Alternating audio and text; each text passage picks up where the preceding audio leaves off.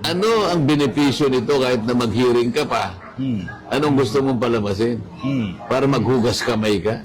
Okay, dito tayo sa Kung hindi sana eleksyon, di panahon ng eleksyon, baka maniwala ako. Maraming sumasakay. Maraming sumasakay dito sa Ang issue. dami siya, kaya alam mo kasi yung Hindi, real talk lang ho yun ha. Totoo naman ho yung mga sinabi na yun itong si Congressman Rodante Marcoleta. Ngayong mga panahon na to, marami hong gumagamit, sumasakay dyan sa issue nitong si dating Pangulong Rodrigo Duterte. Yung mga kandidato na gusto nila na mapag-usapan sila sa social media. Pero bago natin panoorin yung interview na yan itong si Congressman Rodante Marcoleta, kung bago lang ho kayo sa PH Update, isang like at isang subscribe. Masaya na ho tayo dyan sa mga gusto sumali sa ating community.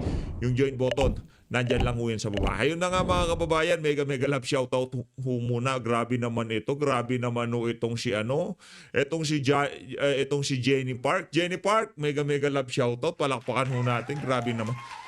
Ibang klase naman ho ito. Teka lang ho ha. Ibang klase ho. Ang daming zero nito. Teka lang ho, ipakita ko sa inyo mga kababayan. Ito mga kababayan, ayun, grabe naman ho yan. 10,001, palakpakan ho tayo. Grabe naman yan. Mega love shoutout, Ma'am Jenny Park, no? Maraming salamat dyan sa 10,001. At mega love shoutout din ho dito kay Kanel Venel. Maraming salamat ho. Mega love shoutout. Dito kay mega love shoutout din ho dito kay Sir Jordan Cabico at dito kay Gaijin Uploader. Maraming salamat ho. Mega love shoutout ha.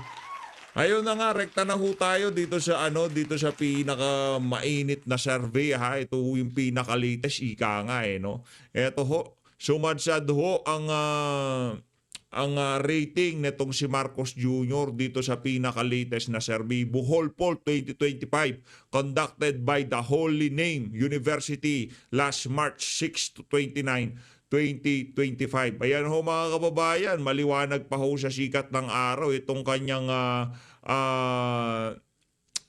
net rating nitong si Marcos Jr. negative 43, habang itong si Vice President Sara Duterte naman plus 67%. Yan ho mga kababayan, yan na ho yung mga senyales na sa mga iba't ibang bahagi ng ating bansa, talagang ito na ho inaani na ika nga ng administrasyon ni Marcos Jr. yung ginawa nila dito kay dating Pangulong Rodrigo Duterte. Yan lamang ho ay ilan sa mga patunay na talagang mahal na mahal ng sambayan ng Pilipino itong si Tatay Digong. Malaki hong factor ha. Yang kasi kinandak yan March 6 to March 29, 2025 Kasagsagan ho yan nung kainitan nung ginawang pag-kidnap dito kay dating Pangulong Rodrigo Duterte at dinala dyan sa Netherlands. Sa tingin ho natin, malaking factor yung ginawa ng administrasyon ni Marcos Jr. kung bakit naging negative 43 yung kanyang net rating dito sa pinaka-latest na survey na to. At dito naman ho sa bahagi ng video natin na to, rekta na ho tayo dito kay Congressman Rodante Marcoleta. Siyempre, no, dahil matindi ho yung mga niya dito, yung mga birada niya para doon sa mga kababayan nating mga kandidato sa pagka-senador, pagka-congressman na ginagamit yang issue nitong si dating Pangulong Rodrigo Duterte para makapagpabida sa social media. Ito para sa inyo. Ito si Congressman Rodante Marcoleta. Usapan na ngayon. May Senate hearing. Lumabas na ang resulta ng Senate hearing. anong hearing? Nung hearing ni Madam Amy Marcos. Nakakatakot interview itong si Kong Dante. Parang ikaw yun na. Anong hearing? So doon sa hearing na yun, may maraming mga butas ng mga legalities na sinasabi ni DOJ Secretary Rimulya na walang karapatan ng ICC over the country but may karapatan sila over the individual. Yun po, maraming mga Pilipino ngayon ang naguguluhan kung ano bang ibig sabihin nito. Tama po ba itong pronouncement niya o ano ba? It's just a rhetoric, a play of words, what?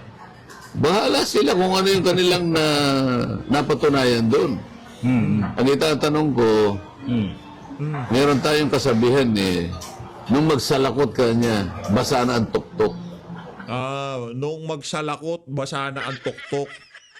Di pa naman ho tayo magaling dyan sa mga ganyang klaseng Tagalog na salawikain, no? Ano ba ibig sabihin nun? I-comment nyo nga ho dyan sa baba. Nandun na yung nandun na yung matanda, nandun na yung presidente, kinuha na nila ano ang benepisyo nito kahit na mag-hearing ka pa? Anong gusto mong palamasin? Para maghugas kamay ka? O para Nako!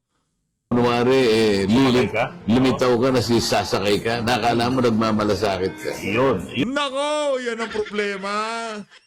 Yan ang problema para doon sa mga sumasakay dito sa issue ni Tatay Digong, yung mga talagang nagbibida-bida para mapag-usapan ng kanilang mga pangalan sa social media. Para saan? Para lumabas na ano ka, yung tipong concern ka? Para saan? Nagigilty ba kayo dahil ang mga kamag-anak nyo ang gumawa ng ganyang klaseng katarantaduhan kay dating Pangulong Rodrigo Duterte? Alin doon sa mga nabanggit nitong si Congressman Rodante Marcoleta? Nakukonsensya ho ba kayo? Pero sa bagay, ika nga nila, meron pa rin naman kahit pa paanong ika nga silbi ang ginagawa na yan na investigasyon, na in aid of legislation. Para kumbaga, itong si Senator Bato de la Rosa, itong si former Chief PNP Oscar Albayalde, medyo magkaroon sila ng peace of mind pagka linapitan sila nitong si Torre, hindi sila basta-basta maisasakay sa eroplano, di ba? Kahit pa paano, di ba? Magkaroon ng sa bagay, malilinaw naman ho yung mga guidelines base sa ating saligang batas. Meron kang karapatan na kumuha ng iyong abogado, iyong manggagamot, di ba? Bago kayo dalhin kung saan pa man, dapat yung iyong mga karapatan, dapat galangin yan ng kung sino mang umaaresto sa inyo. Maliwanag pa ho yun eh. Ngayon ho, tama naman siguro na wala na rin sigurong silbi yung investigasyon na yun. Kasi maliwanag naman ho ang saligang batas. Kaso ang problema nga lang, dahil itong mga nasa administrasyon na to, talagang naglalaway ho sila na mapadala sa Netherlands itong si Tatay Digong. Kahit na alam ho nila ang tama, binaluktot ho nila ito para maiayon doon sa kanilang mga plano laban dito kay dating Pangulong Rodrigo Duterte. Yun nga. Oh. Parang Johnny come lately. Ganun lang yan eh. Okay, dito tayo sa Kung hindi sana eleksyon, di panahon ng eleksyon, baka maniwala ako. Maraming sumasakay dito sa Ang issue. dami sakayan. Alam mo kasi ang Ang daming sakayan ngayon. Tama naman o itong si Congressman Rodante Marcoleta. Kaliwat kanan na sakayan. Pero noong panahon na nagbubuntalan sila sa social media, nagbibirahan, itong mga to, tahimik tong mga to eh. Yung tipong pasundot-sundot lang sila. Ang kilala lang na ho natin maingay pagdating sa issue ng na to, nitong ICC na to. Yan sila Congressman Rodante Marcoleta. Yan si Senator Bato de la Rosa. Ano ho yan eh? Kumbaga kumaka na ho yung mga yan eh. Kaya kung ngayong mga panahon na to mag-ingay sila, hindi ho tunog namumuliti ka. Kasi noon pa man, talagang pinagtatanggol na nila itong si dating Pangulong Rodrigo Duterte. Tama naman, yan mga kandidato na yan, itong si Tatay Digong Duterte, hinahamon nga nila itong mga di umanong biktima ng EJK. Kung talagang merong kaso, sampahan nyo dito sa ating bansa. Pag-usapan natin yan dito, haharapin kayo nitong si dating Pangulong Rodrigo Duterte. Para siguro mapahiya nila itong si Tatay Digong, ang nangyari ho, napahiya ho ang buong lahing Pilipino diyan sa ginawa na yan itong si Marcos Bangag. Ngayon, hindi pa nila ramdam. Siguro nasa Malacanang sila, akala nila kontrolado nila sitwasyon. Pero ngayong mga panahon na to, ramdam na ho natin kahit sa social media, talagang ang ating mga kababayan, pati yung mga hindi babad sa politika, nakikisangkot na dito sa ginawang kapalpakan ng administrasyon itong si Marcos Jr. basta ngayon, napakarami. Libre ngayon ang sakay eh. Kaya yung mga Libre non-sectoral, sakay. gusto nila magkaroon ng sarili nila na walang politikong makisakay. Kaming dalawa ni Senator Ronasan, gumawa kami ng isang aksyon sapagkat ako, ibinabase ko doon sa tuntunin ng ICC. Meron kasing isang tuntunin sa ICC na ang isang NGO acting like amicus curiae, sabi nila, friends of the court. Pinapayagan na magpadala ka ng saloobin mo, ng comment mo, ng critic mo doon sa pangyayari, at kung paano mo ipapahayag yung damdamin collectively or otherwise So gumawa kami nag-launch kami ng isang online signature questioning the processes starting from the issuance of warrant of arrest, the service of the warrant of arrest, and then the ultimate abduction of the president, which are within the core of their own provisions ng Rome Statute. So, nandun, pinadala namin, pero bago namin ipadala yan, merong online sa signature. Apat kami doon, hindi ko alam kung nailagay na yung mga ibang pangalan. Na sinabi ko doon, I'm not doing this as a senatorial candidate. Sa Pilipinas. I am doing Yan ang mga nakakabilib. Yan ho tayo bilib sa mga kandidato natin. Sa totoo lang ha, pati doon sa mga nagdaang rally para sa pagpapakita ng suporta kay Tatay Digong. Diyan ho tayo bumilib sa kanila. Hinuubad ho nila, every time na magsasalita sila dito sa issue na to, hinuubad ho nila yung kanilang pagiging kandidato. Hindi kagaya ng mga taga-alyansa.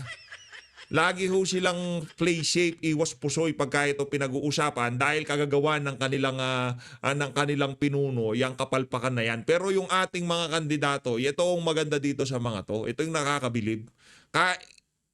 Kaya ho nilang isang tabi yung kanilang pagiging kandidato para sa kapakanan ng mga Pilipino. Dahil hindi lang ho tayong mga nasa Pilipinas ang nagbukang taka dito. Lalong-lalo na yung mga kababayan nating OFW. Pagka nakikisalamuha sila sa ibang nasyon, sa iba't ibang dako ng daigdig, nakakahiya ho ang ginawa ng administrasyon na to. Wala hong mukhang maiharap yung ating mga kababayan. Anong meron sa Pilipinas? Yun ang tanong ng meron ho tayo nakakausap ng mga OFW eh. Siyempre, nakikipag-ano tayo sa mga yan. Nakikipagkwentuhan tayo. Di ba? Yung iba daw pagka tinatanong, ano na lang eh, I don't know na lang daw ang sagot eh. Pero alam nila yung nangyayari sa ating bansa. Pero dahil kahihiyan ang ginawa ng administrasyon, di ba? Ano na ho, hindi na ho sila yung tipong hindi kagaya nung panahon ni Tatay Digong, kahit di nila tinatanong, no, Pilipino. I'm Filipino. I am Filipino. Diba? Ganun nung panahon ni Tatay Digong kasi talagang ika nga nayanig ang international dito kay dating Pangulong Rodrigo Duterte nung dumating siya. Pero dito kinahihiya ho ng ating mga kababayan. Hindi yung pagiging Pilipino, yung naging desisyon ng administrasyon ni Marcos Jr. Di ba? Pero yung pagiging lahing Pilipino, ewan ho natin kung anong ginawa ng administrasyon na to. Ewan ko ba? Idinaan kasi sa puro pulburon eh. doing this because as a Filipino and for the country at large, hindi ko matanggap na mangyayari ang isang kapwa Pilipino, lalo pa nga ay naging Pangulo ng ating bansa, na Eto, sa tingin nyo ho ba mga kababayan, ako sigurado ako kahit hindi kay dating Pangulong Rodrigo Duterte nangyari yan, magsasalita yung mama na yan. Sigurado ho tayo dyan. Kahit nakalaban sa politika, magko-komento yan. Kung anong sinasabi nila dyan sa mga interview na yan, yun pa rin ho sasabihin ng mga yan. Kasi yung mga kandidato natin, consistent. Hindi ko kagaya ng mga taga-alyansa. Pagdating dito sa mga ganitong klaseng usapin, tikom ang mga bibig nila. Dahil mahalaga sa kanila yung pagkakapanalo nila kesa doon sa dignidad ng ating bansang Pilipinas, ika nga, lahing Pilipino. Etong mga to, kahit sino, kahit nakigawin pa kay Marcos Jr. yan, kahit siya na ang susunod na idala sa isang, kunyari, idinala siya sa Amerika dahil meron siyang contempt case doon. Di ba? Magkano yung contempt case niya doon? Daan-daang milyon ho yung ano niya doon contempt case niya eh. Di umano kung di tayo nagkakamali. Correct me if I'm wrong. Kung wala, di wala. Pero di umano, meron tayong nabalitaan ganun. Halimbawa na lang, wala na siyang ganun. Halimbawa, meron siyang contempt case sa Amerika. Dinala siya doon. Doon siya liniti sa bagay. Contempt case naman pala. May kaso naman pala Hindi naman pala siya inaano May kaso ba siya doon?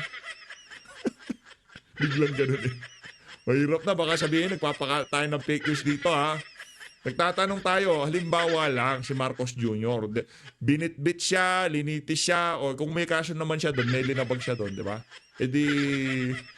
Bahala siya doon. Ano ka lang tawa? Ibang klase yun eh. Ano, sa tingin mo natin, itong administrasyon na to, ano na to? Ika nga nila padapit hapon na to. Kailangan sa amin dalawa nitong si Sir Marlon, magbabayad na kami ng ng utang namin dito kay Madam Pamela. I-ready mo na. Sir, i-ready mo na ha. I-ready. Ako, magre-ready na ako. Tansa sa ganong proseso.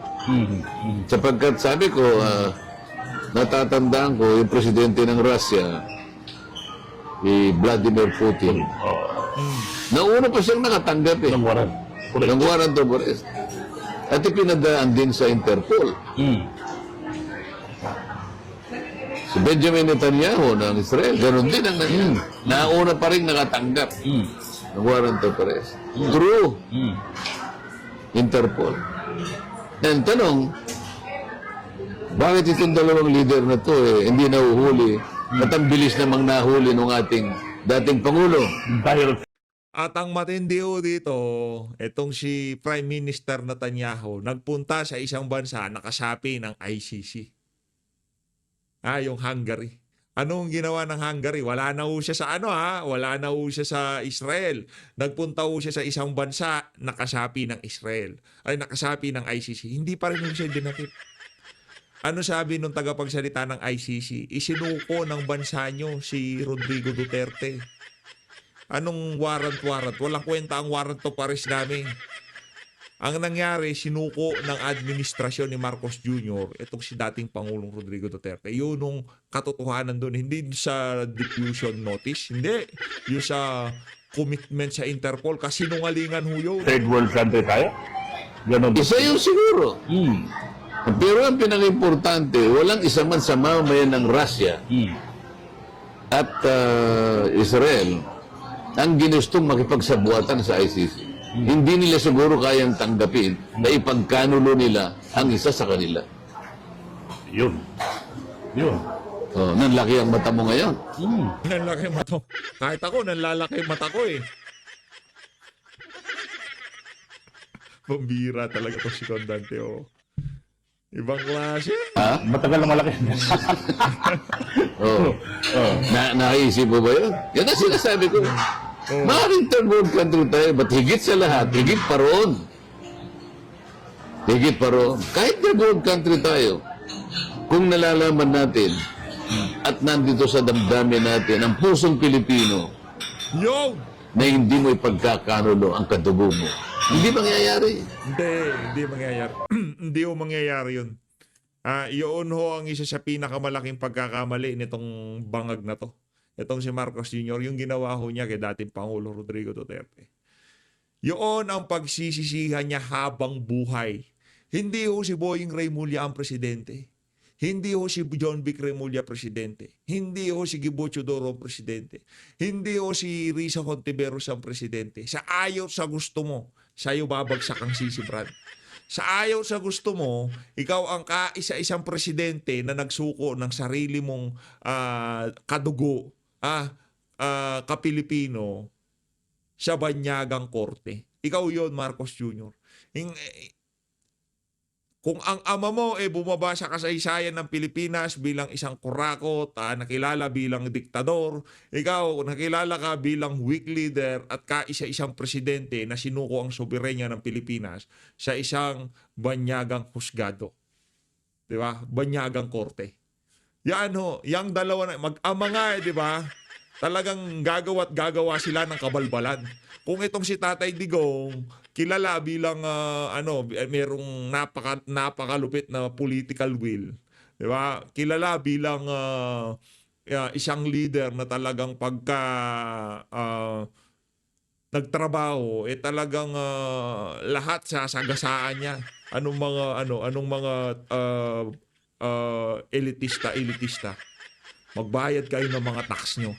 Ngayon ho, masasaya yung mga bilyonaryo eh. Very accessible daw itong si Marcos Jr. kayong mga tawa. Kasi yung Interpol, hindi naman niya kayang mag-serve. Kukuha pa rin siya ng counterpart dito. Pero merong isang nagsabi, I am not going to assist the ICC in any form, in any shape. Ano ba sinabi yun? Tiro na nangyari. Nakasulat yun eh. Nakasulat. Yeah. September 2023. And I expect my cabinet to do the same. May slice video ako doon. Kaya nga, bakit nga ganun? Kaya nagsalita nga ako sa kabineto nung kagabi. Alam po ninyo ako sa nangyayari po sa bansa natin. Parang gusto ko na po at talaga nagugustuhan ko na nababarkada po ako sa mga sabungero. Naku po. Naku, yan ang nga ba sinasabi natin. Para narinig ko yung speech na yan Noong dumayo sa Northern Luzon itong si Condante, talagang live natin pinanood yung speech niya. Parang narinig natin to. Nakatingin sa akin ang Pakinggan mga... nyo. Hindi sa pinopromote ko yung sabong. Sapagkat alam naman ninyo bawal sa akin ang sabong. At hindi ako marunong magsabong. Kaya ko lang nasasabi ito. Dahil ang lahat po ng sabongero, meron silang natatanging kaugalian. Isang ugali na dapat sana ito ang taglayin ng mga public servants. Oh, ano yun? Yung isang salita. Correct. Bakit po? Correct. Hindi ba sinusulat yung pusta? Yung pusta po hindi po nakasulat yun eh. Hindi nga po sila magkakilala eh. Nag-memorize. Yun lang na pagkatapos sesenyas lang po ng gano'n. Ganun lang. Pag natalo, bigay. Di ba? Oh. Pero yung kanilang senyasan na yun, bagamat hindi na-reduce in writing, pinangangatawan na nila. Yun po ang kailangan ng isang lingkod bayan. Yung mga Kristo ng sabungan. Kaya sinabi, gagawin ko nga niyang 20 pesos per kilo ng bigas. Nangyari po ba? Nako. O sumagot lahat ng mga hindi po. Paano tayo ngayon? Sino po bang team ang pipiliin ninyo ngayon? Dito tayo sa kampanya mo, balik tayo. Yung iba nandun kasi tinaon daw yung mga tao pumupunta doon sa gathering ng kabila ng admin dahil tinaon din na nagbibigay ng mga ayuda. Nangyari sa akin yan sa Iloilo. Dahil nga Ang babastoso ang babastos. Alam na nila na meron talagang merong rally na gaganapin dahil ka nga naman kalaban sa politika, i-utilize nila yung mga ayuda. Di ba? Para walang magpunta doon sa mga rally ng ating mga kandidato. Magkagayon pa man, sigurado ho tayo 100% yung mga pupunta sa rally, yung mga pupunta dyan sa mga ayuda-ayuda na yan, ang iboboto pa rin yung ating Duterte candidate. nababalitaan ko na tinatapatan ng ayuda, sabi ko doon sa coordinator ko sa Iloilo, ang mga ayuda ka ako usually ginaganap sa umaga between 9 to 10. So pilitin mo ka akong makapagano ka ng tao alas 4 para malayo. Hindi, alas 4 yung aming event. Meron din gumawa ng 2 AX, tinapatan 2. Tsaka gustuhan nila na mabawasan Ang tao. ng marami yan ng tao. Halimbawa, kung ang expected ko 5,000, baka 1,000 na lang. Ibig sabihin, nakuha nila. Kasi hinahati nila. Mahati nila. Pero, awa naman ng Diyos. Kahit na tinapatan ako ng 2 AX kabila, yung 6,000, 6,500 nandun pa rin. Itong ayuda, nung dineliberate nyo sa Kongreso, na kung saan hindi ka pinapasalita, ilan ba talaga itong ayuda natin? Kasi ang dami pa nga, AX, AKAP, ano pa ba ito? Maraming ayuda pero yung inimbento nila, yung pinaka more recent, yung AKAP, AKAP. wala yung sa NEP wala yung sa National Expenditure Program. At maski nung i-deliberate namin yung NEP nanggagaling sa Executive Department ito yung magiging batayan ng aming pagsusuri. Hanggang pag ito'y nasuri namin, pagka-transition ito into a GAB, General Appropriations Bill. So wala sa SANEP, hindi rin namin nilagay sa GAB. Bakit nung naging GAA, ba't nandun na yung AKAP? Ito yung pinoproblema namin. Nagkakaroon ng milagro pag nagkakaroon sila ng BICAM report. Ito yung kino-question na. So, mula doon sa 4 na forma ng ayuda, naka-invento uli sila ng bago, kaya naging 5. Ano nga itong 4? Yung kauna-unahan, yung 4Ps. Ito yung Pantawid Hindi programa. pa wala ito. Andyan pa. Hindi, nandiyan pa rin yan. Pantawid, Porkis. Filipino Pantawid Program. Whatever, 4 na P, kaya 4Ps. Merong MAIP, ito yung pampagamot. Tawid Pamilya Program. Merong TUPAD, ito yung sa emergency na employment. Employment. Oh. Yung AIX, ito yung sa crisis situation. At saka yung AKAP. Wow. 5. 5. Magkano ang binudget ng Kongreso nito? Kung susumahin mo lahat yan, sa 2025 budget, aabot yan ng 194 billion pesos. Billion. Billion, ha? Billion pesos. Wow. Paano ang accountability dito? Dapat itanong mo sa kanila. Hindi sa... Well, wala bang nakalagay doon sa kwan? Na, Ayun na nga mga kababayan, dito naman ho sa bahagi ng video natin na to. Meron ho akong gusto mo ipapanood na video sa inyo. Itong si Tatay Diggs, no? Ano ito malupit ho yung mga sasabihin niya dito sa video na to eh. Panoorin ho natin, pakinggan nyo ho at namnamin natin yung mga sasabihin ni Tatay Digong dito sa video na to.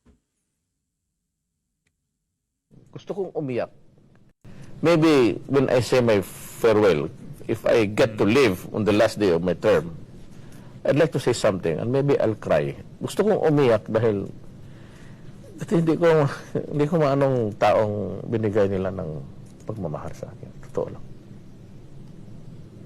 20 years is... Grabe yan, Mayor. And I don't think... If father was a governor, twice...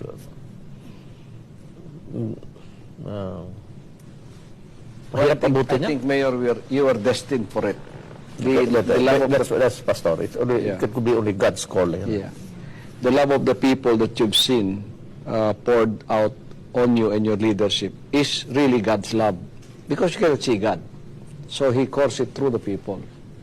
So that is how God loves you. Kasi wala kang kalaban, pero kung may kalaban ka, ibabaon mo naman. Sometimes it's, if you look at it on a, but proudness brings you nothing. You're being too proud, inordinately proud about kanang So I want to equate reality. Why? Bakit? And at the end of the sentence of this God, Panginoon. So Allah. You've been a good minister of God. Gusto kong umiyak. Napakaganda ho, no? Yung mga tinuran itong si dating Pangulong Rodrigo Duterte diyan sa huntahan nila na yan, itong si Pastor Apollo Kibuloy, no? Talagang spiritual advisor, no? Nitong si Tatay Digong, yan si Pastor Apollo Kibuloy. Kaya kung pinagkatiwalaan nitong si Tatay Digong, yang si Pastor Apollo Kibuloy, pagkatiwalaan din ho natin. Sigurado hindi ho tayo mapapahiya kung ipagkakatiwala natin ang ating mga boto diyan kay Pastor Apollo Kibuloy, ha? Iboto ho natin. Basta lahat ng kasama sa Duterte, suportahan ho natin dito sa election na to. Dito sa bahagi ng video natin na to, panoorin naman ho natin itong interview nitong si former Senator Miriam Defensor Santiago, kaugnay dito kay dating Pangulong Rodrigo Duterte. Miriam Defense Duterte call him her best friend. Abogada, respetado, pagdating sa batas, talagang isa ho yan sa mga tinitingala sa ating bansa. Pero tinawag ho niyang best friend itong si dating Pangulong Rodrigo Duterte. Pakinggan ho natin, alamin ho natin kung bakit. We have a question from Hi ma'am, earlier we said may isang kandidato na tinignan lang ng tao patay na, referring to Mayor Duterte. What do you think ma'am of Mayor Duterte's entry into the presidential race and human rights allegations? Well, si Mayor Duterte, halos magkamukha lang yan kami. Hindi kami magaling magkaibigan. Kasi sometimes we descend to the level of hyperbole. Yung bang sinusobrahan mo ang sinasabi mo para mas epektibo, mas nakaka-catch attention ng nakikinig, pero hindi naman literally true. So, I think itong mga accusations of so-called death squad or other terrorist actuations, dapat may reklamo sila noon pa. Noon pa yun eh. Istorya na yan noon pa. Baka 10 taon na. Kaya, ba't hindi Isipin nyo na lang 10 taon na. O ano yan, 2016 yung interview na yan. 10 taon. Eh di ngayon, 20 years na nakakalipas. Tapos linitis pa siya sa ICC. Anak ng toko. Wala ho talaga tong administrasyon na to. Hindi lang ho sampal sa mga Pilipino yung ginawa na yun ni Marcos Jr. Napakalaking sampal sa ating judicial system. inimbestiga? Ba't hindi nila pinag-file ng mga ganong kaso?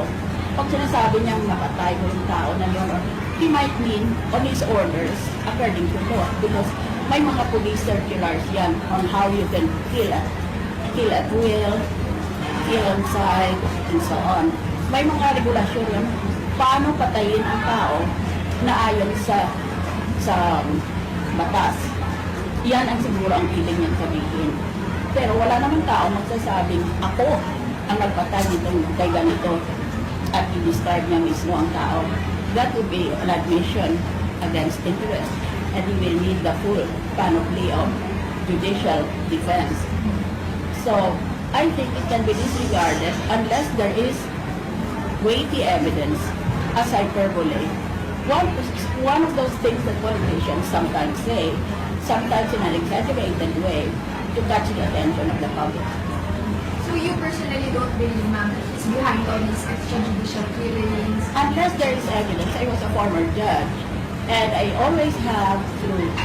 always careful to make a distinction between hyperbole, exaggerated way of talking, and a serious piece of evidence that's not necessarily just testimonial by testimony, or may even consist of hard evidence. So, we all have to obey the rules of court, particularly the rules on evidence.